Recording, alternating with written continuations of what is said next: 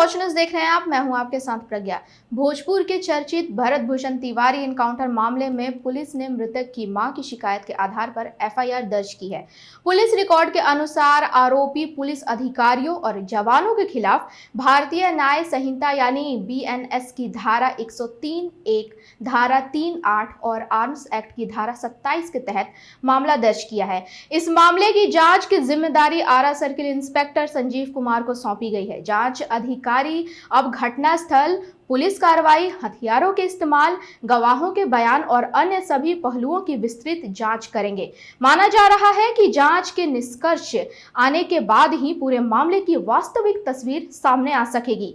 FIR में सबसे महत्वपूर्ण धारा बीएनएस धारा 103(1) लगाई गई है। यह धारा हत्या से संबंधित है। कानून के अनुसार यदि किसी व्यक्ति पर जानबूझकर हत्या करने का आरोप लगाया जाता है तो उसके खिलाफ इस धारा के तहत मामला दर्ज किया जाता है।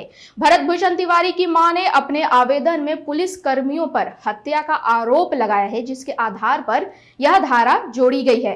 अब जांच के दौरान यह देखा जाएगा कि घटना किन परिस्थितियों में हुई थी, पुलिस की कार्रवाई निर्धारित नियमों और प्रक्रियाओं के अनुसार थी या नहीं, और लगाए गए आरोपों में कितनी सच्चाई है। जांच एजेंसी उपलब्ध साक्ष्यों और तथ्यों के आधार पर पूरे मामले की परीक्षण करेगी। एफआईआर में बीएनएस की धारा 3(8) भी शामिल है। यह धारा किसी अपराध में शामिल व्यक्तियों की सामूहिक जिम्मेदारी से जुड़ी होती है।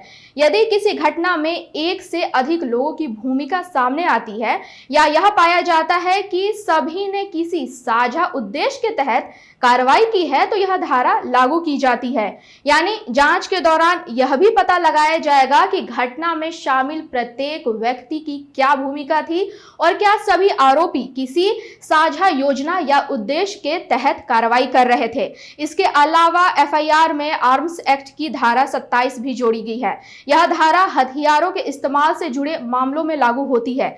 जांच एजेंसी यह पता लगाएगी कि घटना के दौरान हथियारों का इस्तेमाल किस प्रकार किया गया था, गोलाबारी की परिस्थितियां क्या थी और क्या हथियारों के प्रयोग में निर्धारित नियमों का पालन किया गया था।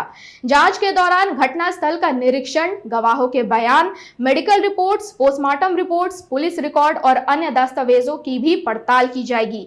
बताया जा रहा है कि इन सभी तथ्यों के विश्लेषण के बाद ही यह स्पष्ट हो जाएगा कि एनकाउंटर की पूरी घटना वास्तव में किन परिस्थितियों में हुई थी। फिलहाल भरत भूषण तिवारी एनकाउंटर मामला पूरी तरह कानूनी जांच के दायरे में पहुंच चुका है। एफआईआर दर्ज होने के बाद पुलिस विभाग के संबंधित अधिकारियों की भूमिका पर भी सवाल उठ रहे हैं। अब आने वाले दिनों में जांच की प्रगति और सामने आने वाले तथ्यों पर सभी की नजरें टिकी हुई है। हम आपको अपडेट्स देते रहेंगे। बने रहे वॉच न्यूज के साथ।